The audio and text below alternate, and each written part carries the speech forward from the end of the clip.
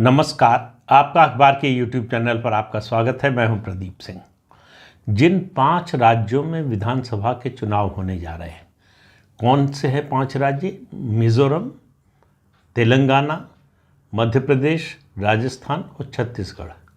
इनमें से 5 राज्यों में से 3 राज्य ऐसे हैं, मध्य प्रदेश, राजस्थान और छत्तीसगढ़, जहां कांग्रेस और भाजपा की सीधी लड़ाई है। अब ये सीधी लड़ाई जो है, ये इस पर निगाहें हैं कांग्रेस पार्टी की, कांग्रेस पार्टी के साथी दलों की। कांग्रेस से ज़्यादा उनकी नज़र है, और उसके अलावा भारतीय जनता पार्टी की तो नज़र है ही, क्योंकि उसके पास इन 3 में से सिर्फ एक राज्य है अभी। जो 2018 में 3 राज्य बीजेपी हारी थी, कि मध्य प्रदेश, राजस्थान और छत्तीसगढ़, 3 के तीनों राज्य हार गई थी। अब बीजेपी की कोशिश है कि मध्य प्रदेश के अलावा राजस्थान और छत्तीसगढ़ को भी वापस लिया जाए। इस कोशिश में आज बात करते हैं मध्य प्रदेश की। मध्य प्रदेश का चुनाव 2018 में बीजेपी और कांग्रेस के बीच में बहुत मामूली वोटों का अंतर था, जिससे बीजेपी हारी थी। बीजेपी के कई कैंडिडेट ऐसे हारे जिनके जितने वोटों से वो हारे, उससे ज़्यादा नोटा में वोट पड़े थे। सवाल यह है कि क्यों? उस समय भारतीय जनता पार्टी से सवर्णों का एक बड़ा वर्ग बहुत नाराज़ था। जो दलित आरक्षण को लेकर जो फैसला सुप्रीम कोर्ट का आया था, उसको बदला सरकार ने, उसकी वजह से नाराज़गी बहुत ज़्यादा थी, और उसका नतीजा ये हुआ कि भाजपा के खिलाफ उन्होंने वोट किया। और जब चुनाव का नतीजा आया, दोनों पार्टियों में 7 सीटों का अंतर रह गया और बीजेपी नंबर 2 की पार्टी हो गई, तो ऐसे लोगों की कमी नहीं थी जिनको इस बात का दुख हुआ, पछतावा हुआ कि बीजेपी को इतना कम नहीं करना चाहते थे, सत्ता से बाहर नहीं करना चाहते थे, उसकी सीटें घटाना चाहते थे। लेकिन जब ऐसे में आप ये इस तरह का कदम उठाते हैं, तो आप फिर वो कंट्रोल नहीं कर सकते कि जो नीचे जाएगा कितना नीचे जाएगा, ऊपर जाने वाला कितना ऊपर जाएगा। तो 2018 में और 2023 में ऐसा क्या फ़र्क आ गया है दोनों पार्टियों के लिहाज से? तो एक स्वॉट एनालिसिस करें कि किसकी स्ट्रेंथ क्या है, वीकनेस क्या है, अपॉर्चुनिटी क्या है, थ्रेट क्या है। तो उस हिसाब से देखें तो स्ट्रेंथ अगर देखें तो भारतीय जनता पार्टी की हमेशा से मध्य प्रदेश में उसका संगठन रहा है। संगठन, उसके कार्यकर्ता, उसके संगठन की शैली, जिस तरह से राष्ट्रीय स्वयंसेवक संघ का यहाँ असर रहा है, वो सब मिलाकर उसकी यूएसपी बनते हैं। कांग्रेस के पास क्या रहा है? कांग्रेस के पास नेताओं की भरमार। एक समय ये मजाक किया जाता था कि मध्य प्रदेश में कांग्रेस में जितने नेता हैं उतने वोटर नहीं हैं। ऐसा था नहीं, लेकिन ये मजाक चलता था कि नेता बहुत हैं, और उसका नुकसान होता था। एक समय तक फ़ायदा होता था, उसके बाद नुकसान होता था। दूसरी बात, कांग्रेस की स्ट्रेंथ ये थी कि वो लगातार 15 साल सत्ता से बाहर रहने के बावजूद उसका संगठन बचा हुआ था। उसके संगठन में इतनी बड़ी गिरावट नहीं आई थी कि वो फिर से उठकर खड़ा होने की स्थिति में ना हो। वीकनेस दोनों पार्टियों की क्या थी? दोनों पार्टियों की वीकनेस अगर कहें तो 2018 में भारतीय जनता पार्टी की कमज़ोरी बनी उसकी सरकार की एंटी इनकम्बेंसी। 15 साल से लोग सरकार को देख रहे थे, एक ही सरकार को देख रहे थे। जो 2018 में नया वोटर था, फर्स्ट टाइम वोटर था, उसने कांग्रेस की सरकार देखी ही नहीं थी कभी, तो उसको ये अंदाज़ा भी नहीं था कि कांग्रेस की सरकार अच्छी थी, खराब थी, कैसा काम करती थी। तो बीजेपी के एक ये वीकनेस बन गई। दूसरा, कांग्रेस की वीकनेस जो है वो अंतर कलह कांग्रेस पार्टी की, वो बड़ी उसकी कमज़ोरी थी, हमेशा से रही है।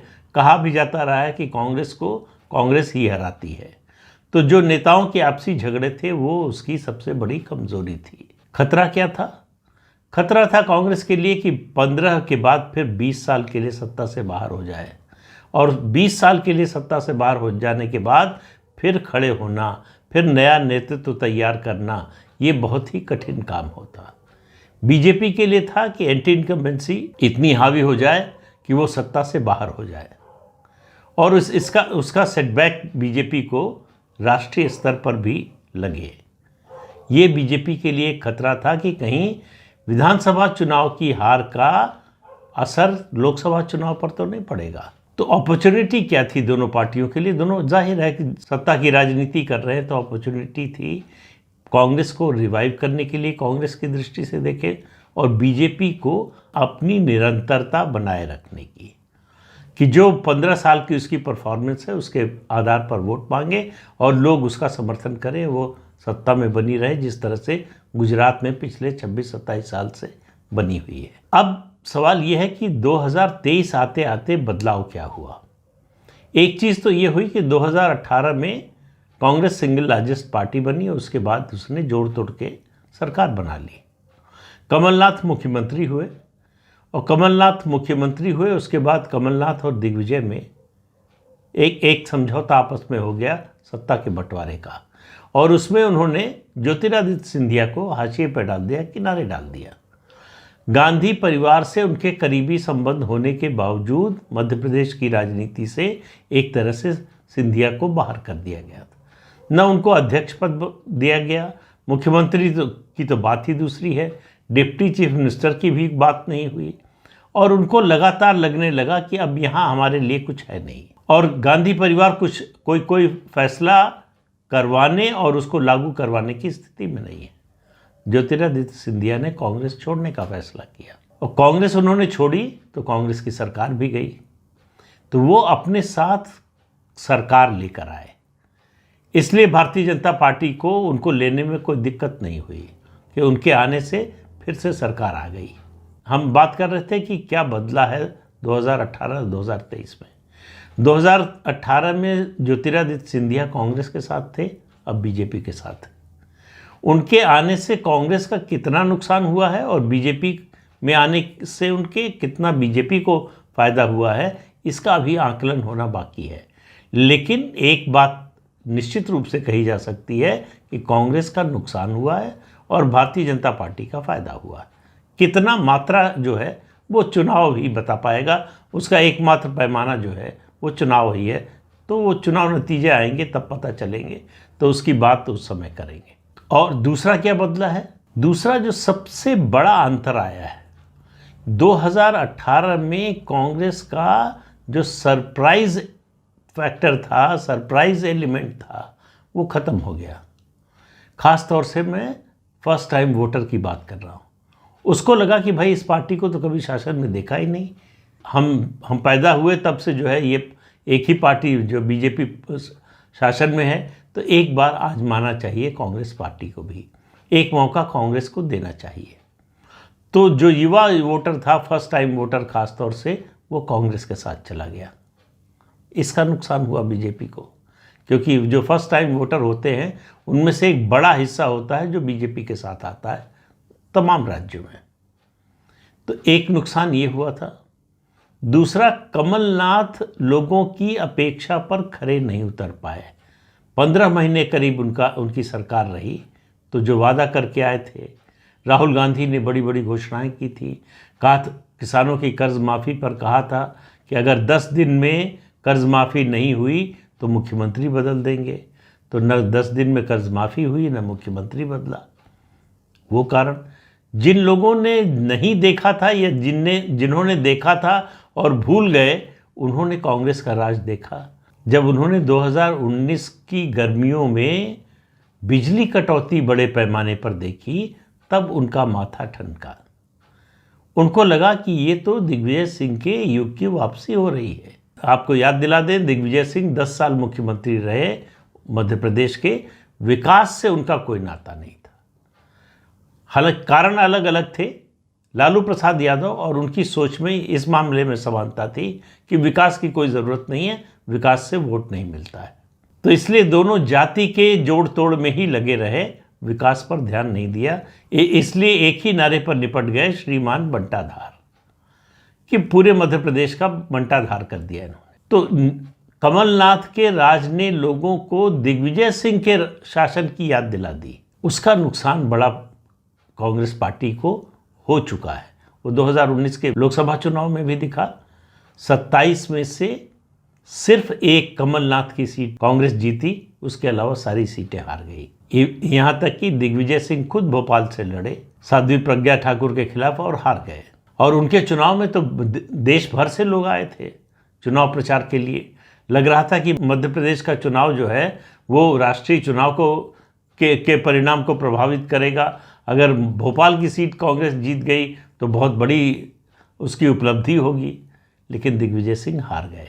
ज्योतिरादित्य सिंधिया ने जब भारतीय जनता पार्टी का दामन थाम लिया तो उनके जो लोग आए थे साथ में, कुछ और विधायक आए, 23 उनके विधायक आए और 5 और विधायक आए थे। 28 सीटों पर विधानसभा उपचुनाव हुए। 28 में से 19 बीजेपी जीत गई, 9 पर कांग्रेस जीती। और इन 28 में से ज़्यादातर 23 की 23 तो जो ज्योतिरादित्य सिंधिया की थी वो कांग्रेस की ही थी। तो 18 ऐसी सीटें थीं जो कांग्रेस के पास थी, उस पर बीजेपी जीत गई।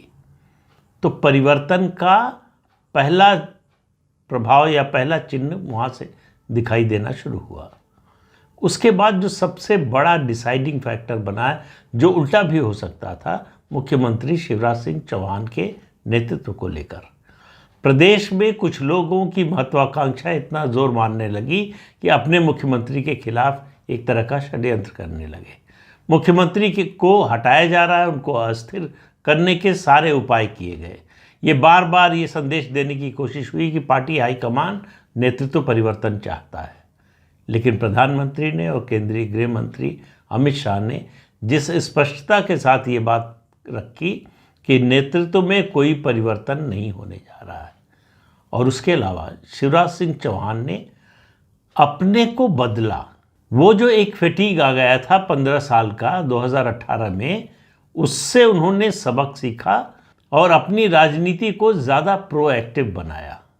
और शिवराज सिंह चौहान, आपको पता है कि वो जनता के नेता हैं, जनता के बीच में रहते हैं, जनता जैसे लगते हैं, इसलिए जनता बहुत जल्दी उनसे तादाद में बिठा लेती है। मामा जी के नाम से जाने जाते हैं। तो जब एक रिश्ते से जुड़ने लगे नेता, उस तरह का जुड़ाव हो जाए तो उसको उसकी लोकप्रियता को कम करना बड़ा मुश्किल होता है। फिर उनकी सरकार ने जिस तरह से काम किया है 2020 के बाद, उसका असर है। उसने लोगों को समझाया कि कांग्रेस और बीजेपी के शासन में अंतर क्या है।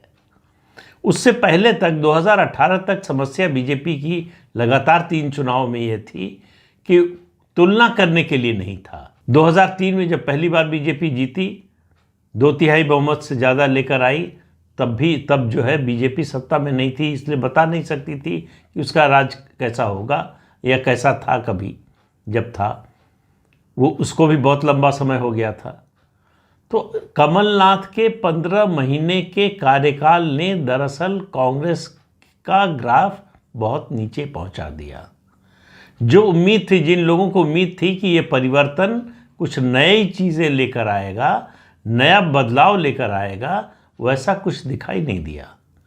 तो कमलनाथ का राज कांग्रेस का राज, और उसके बाद शिवराज सिंह चौहान का 2020 के बाद जब सरकार गिर गई कमलनाथ की, उसके बाद का ये तुलना के लिए सहज उपलब्ध हो गए, जो लोगों की अभी ताज़ा याददाश्त में है। तो तुलना करना आसान हो गया। उसमें शिवराज सिंह चौहान का शासन कौशल बहुत ऊपर दिखाई देता है, तो उसका फ़र्क पड़ा है। तो कुल मिलाकर जो फैक्टर्स हैं, पॉजिटिव फैक्टर्स, वो भारतीय जनता पार्टी के पक्ष में ज़्यादा हैं और कांग्रेस के पक्ष में कम हैं। और मेरा मानना है कि कांग्रेस का जो चुनाव प्रचार है, अभियान है, वो पीक कर चुका है। अब कांग्रेस पार्टी जो कर्नाटक में किया, जो हिमाचल में किया, उसको लगता है कि सफलता का यही फॉर्मूला है कि फ्री बीज का अनाउंसमेंट करो, ये मुफ्त देंगे, वो मुफ्त देंगे। एक नीति जो है, एक रणनीति हर चुनाव में आपको कामयाबी दिलाए, ये ज़रूरी नहीं है। अगर कांग्रेस को ये बात समझ में नहीं आ रही है तो उनको आम आदमी पार्टी और केजरीवाल की ओर देखना चाहिए। अरविंद केजरीवाल को भी यही लगता था कि दिल्ली और पंजाब में चल गया तो सब जगह चलेगा, क्यों नहीं चलेगा। उत्तर प्रदेश में नहीं चला, उत्तराखंड में नहीं चला, गोवा में नहीं चला, हिमाचल में नहीं चला, गुजरात में नहीं चला। गुजरात में हालांकि उनको आंशिक सफलता मिली, उनको 6-7 सीटें मिल गई विधानसभा की, लेकिन कोई बड़ी कामयाबी नहीं मिली जैसी वो उम्मीद कर रहे थे। तो कोई बड़ी छलांग नहीं लगा पाए दिल्ली और पंजाब के बाहर। तो ये फ्री बीज का जो है, ये कोई शोर शॉर्ट फार्मूला नहीं है। इसलिए कांग्रेस एक के बाद एक घोषणाएं कर रही है, उसको लग रहा है कि उसी से चुनाव जीत जाएंगे। लेकिन लोग ट्रैक रिकॉर्ड भी देखते हैं। उस पार्टी के साथ तो चल सकता है जो कभी सत्ता में न रही हो, तो इसलिए केजरीवाल के साथ दिल्ली में भी चला, पंजाब में भी चला। लेकिन जो पार्टी सत्ता में रह चुकी हो और हाल ही में जो सत्ता में रही हो, उसकी तुलना करना दूसरी पार्टी से लोगों के लिए आसान होता है। तो कमलनाथ अगर 15 महीने के लिए मुख्यमंत्री न बने होते तो मेरा मानना है कि शायद 2023 में कांग्रेस के लिए अवसर बेहतर होता। लेकिन वो 15 महीने की सरकार ने कांग्रेस पार्टी की लुटिया मध्य प्रदेश में डुबोने का रास्ता साफ कर दिया है। तो आज की तारीख में अगर बात करें, आज चुनाव हो तो बीजेपी की सरकार बनेगी। कितनी सीटें आएंगी इसके बारे में नहीं जाना चाहता इसके डिटेल में, लेकिन बहुमत के लिए जितनी सीटें चाहिए उससे ज़्यादा सीटें आती हुई दिखाई दे रही हैं। बाकी तो चुनाव आएगा, नतीजा आएगा, तब असली बात तो तभी पता चलेगी। तो इस अंक में इतना ही। अगले अंक में फिर मिलेंगे किसी नए मुद्दे के साथ। तब तक के लिए अनुमति दीजिए। आपसे अनुरोध है कि ये चैनल देखिए, शेयर कीजिए, लाइक कीजिए और सब्सक्राइब ज़रूर कीजिए। नमस्कार।